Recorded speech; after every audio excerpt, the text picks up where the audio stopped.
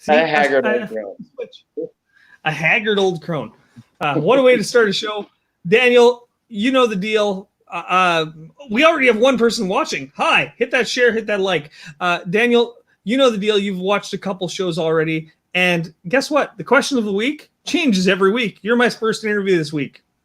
Sounds So great. you go into the question of the week with no preparation at all.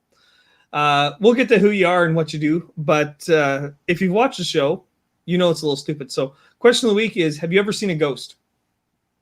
Yes and no. Okay, explain. Um, well, I I sort of live by the other, that sort of non-traditional path, the quote unquote pagan path. So to Okay, me, ghosts are not like the scary billowy thing. They're just sort of spirits, like residual energy. okay, Um, and I've seen lots of that. I've seen it interact with people. I've seen it interact with situations, but like an actual soul of a person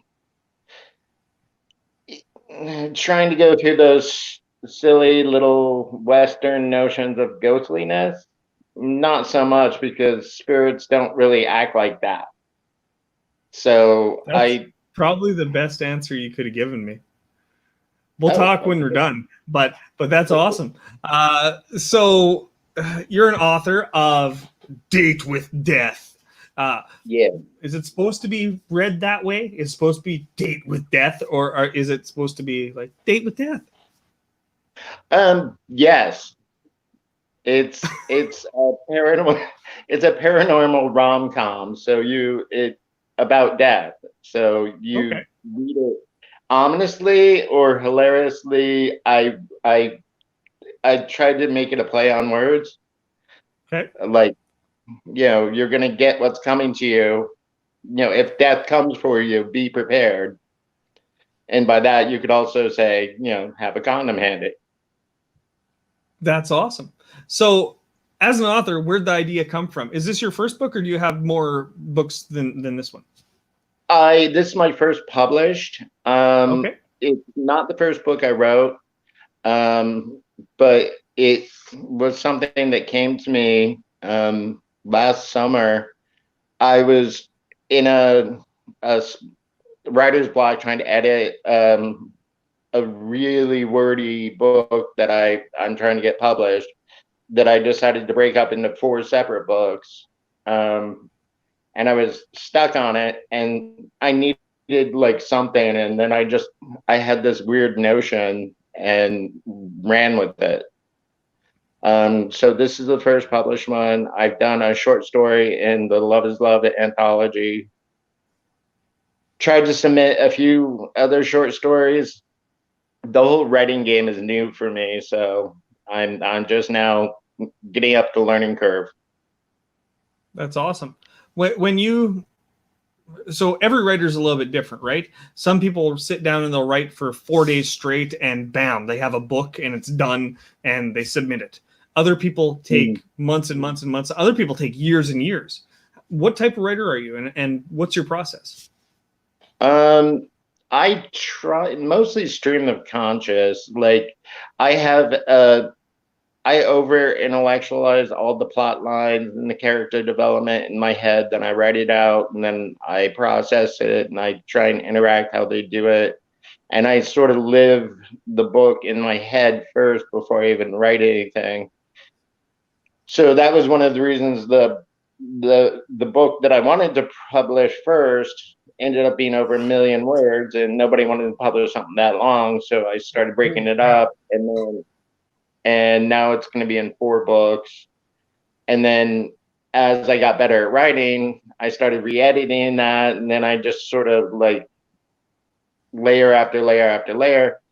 And then with Date with Death, it kind of just happened. That one was just like, oh, this will be fun.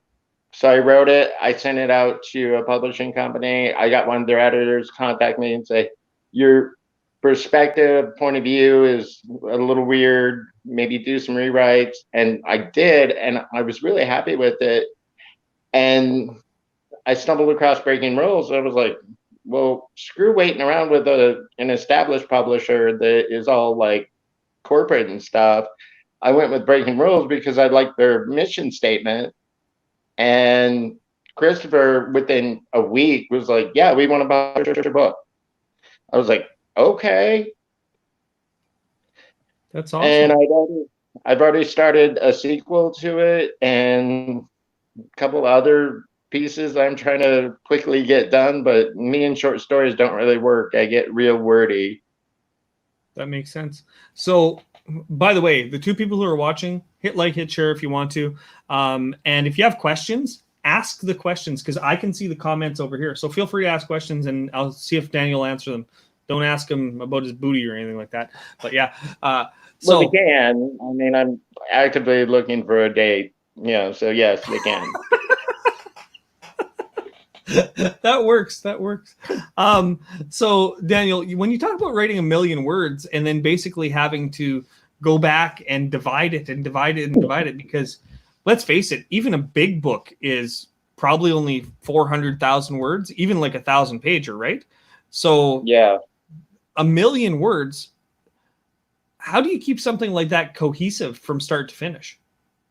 A lot of world building, and it's sort of like a story arc.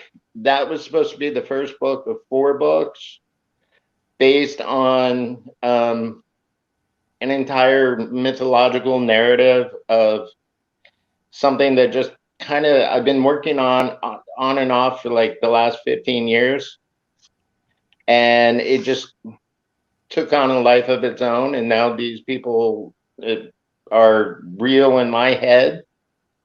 But considering the mental illness of my family, that's nothing surprising. People are real in people's heads. So, um, and then I just the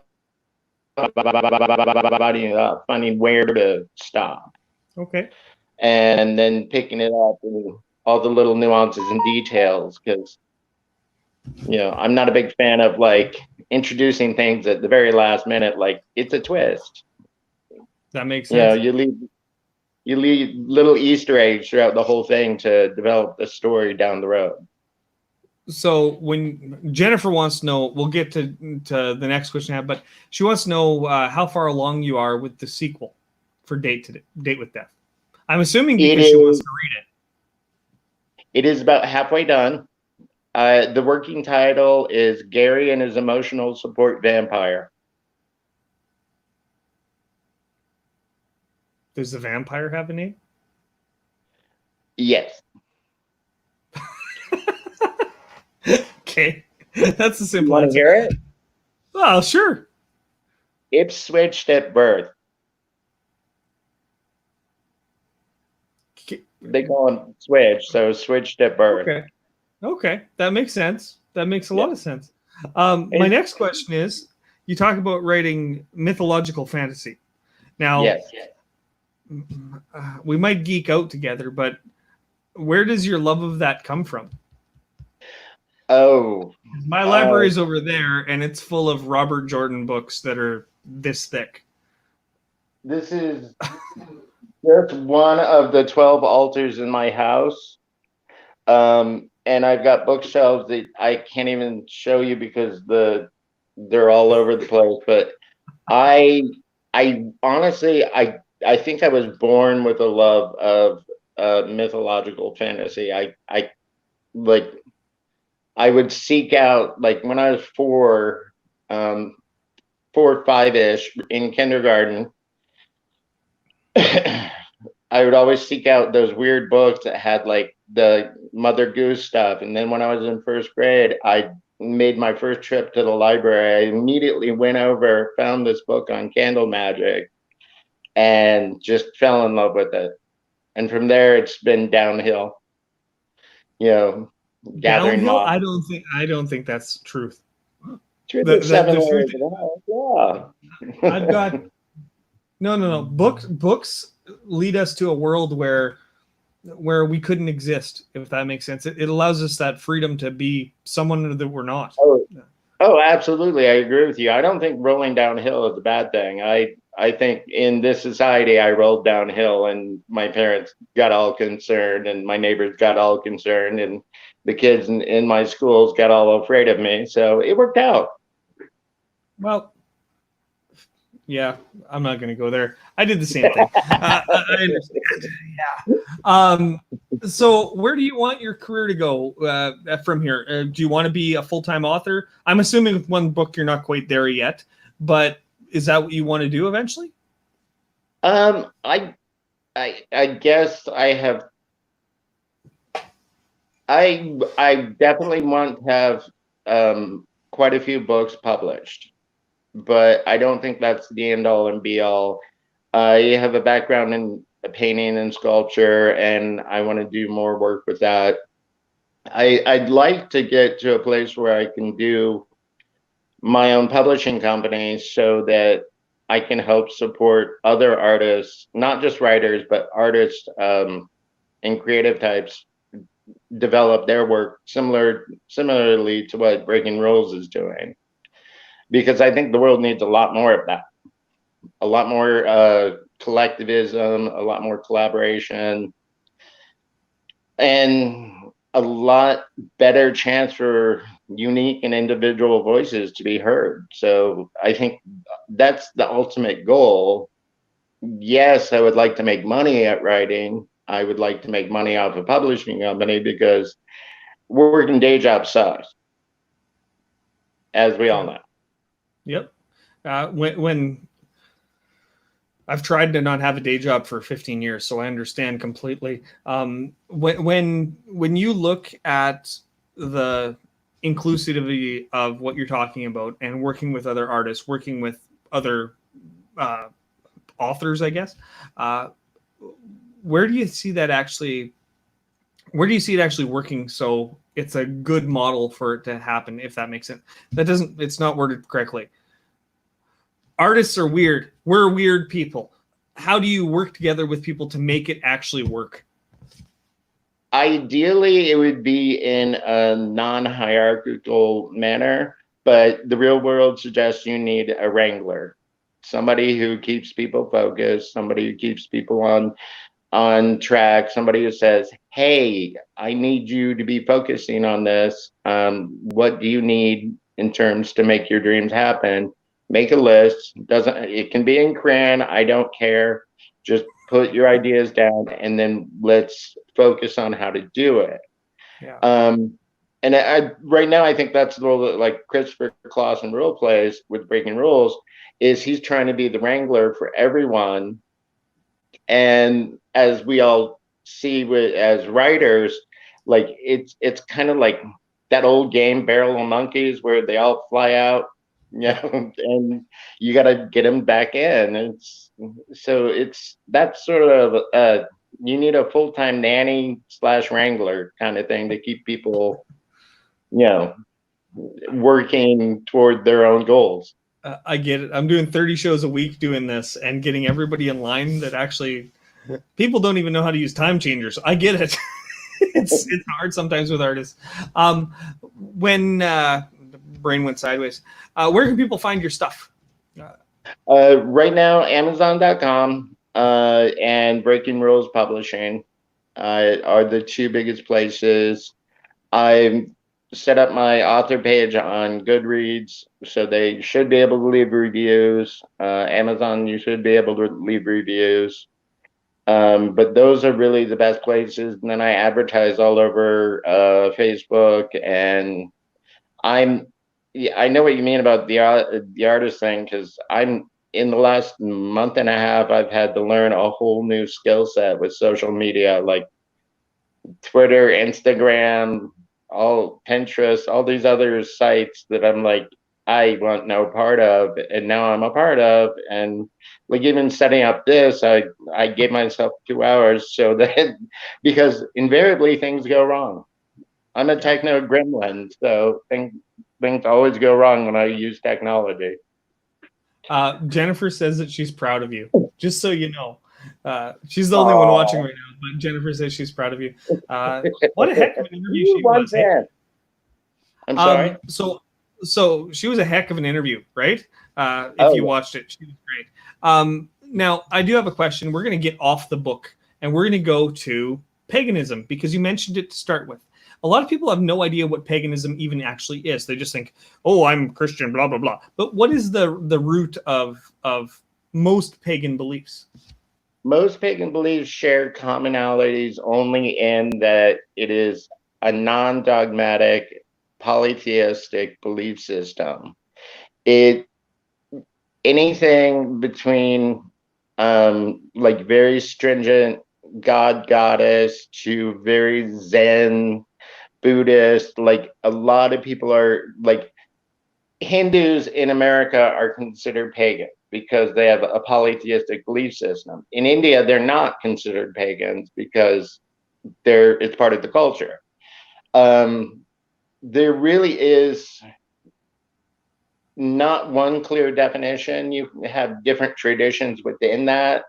You have like the Norse Teutonic tradition, you have the West African tradition, you have the Voldoon tradition, you have the South American traditions. You can be Catholic at the same time as most people in Brazil are because they have belief systems that are equal to their belief in Mary Magdalene or the Great Goddess. There's so many different ways of dealing with that. Then you also have like Wiccans who are very specific in the ways of doing things. Um, People who do earth magic, people who do sex magic, people who do ritual magic, solitary magic, divination, tarot cards. I mean, it's a really broad, encompassing term, but it's different than the monotheistic Judeo-Christian Islamic belief system of one God, one truth, one belief. It's a broader ranging system of multiple belief systems where you are as free to believe what you want to believe as anybody else is. And I would even go so far as say satanic belief systems tend to be monotheistic as well and a little more structured. So 90, I don't know the percentage, but most pagans would not even consider Satanism as part of a pagan belief system. They consider it more of a Christian belief system I because would of agree that with that. duality of good and evil. I would agree with that. One of the big things I did, so I knew your answer before you were even going to say it. One of the big things I Yeah, did I think in you're muted. oh, did I mute? Are you there?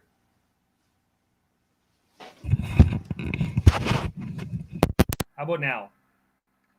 I can't hear a word you said.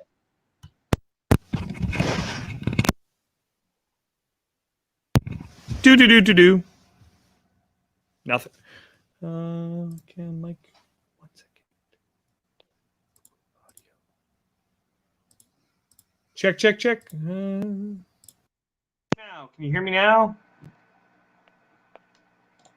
Can you hear Anything? me? Huh. Jennifer, you can hear us? I think I broke your system. No, I can. Uh, you good, me.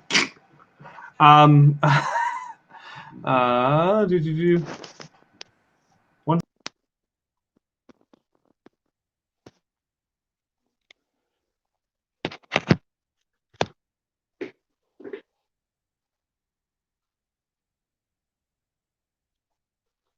I broke it.